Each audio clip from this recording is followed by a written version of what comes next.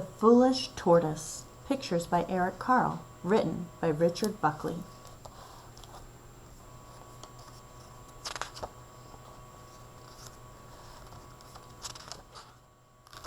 The Foolish Tortoise. Pictures by Carle. Written by Richard Buckley. So normally Carle is our author, but this time he didn't write the words. This time he only illustrated. A tortoise, tired of being slow, impatient to get up and go, took off his large and heavy shell and left it lying where it fell. "Hooray!" he cried, "now I've been freed. I'll see the world at double speed." I heard some rhyming words. What were they? Shell, fell, freed, speed. I've never seen a tortoise without his shell. I've never heard one talk either. Is it fiction or nonfiction?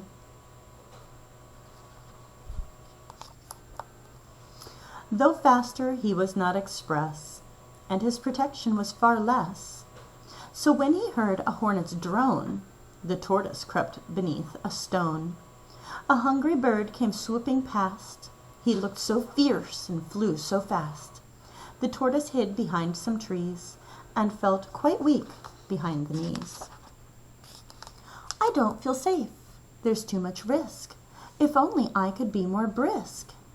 He headed for the river bed. A fish swam up. The tortoise fled.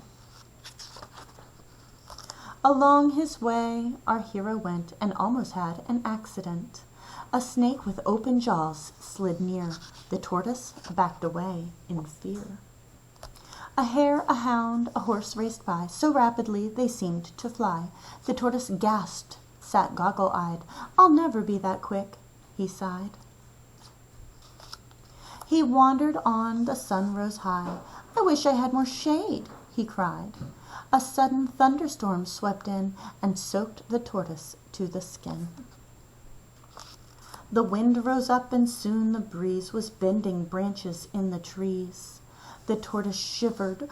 "Now I'm cold. I wish I hadn't been so bold. I think I've lost the urge to roam. I think it's time that I went home. Without my shell, I don't feel right."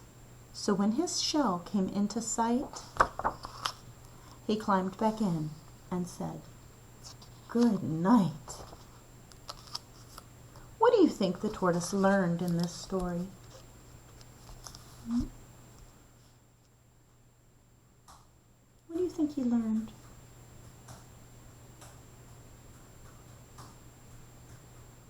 He was happier in the beginning of the story than he realized.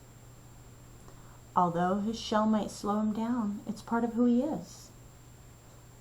I think he learns that you're supposed to be who you are and not try to be like everyone else. I hope you enjoyed this story called The Foolish Tortoise. If you listen to it again, I wonder if you can find all the rhyming words.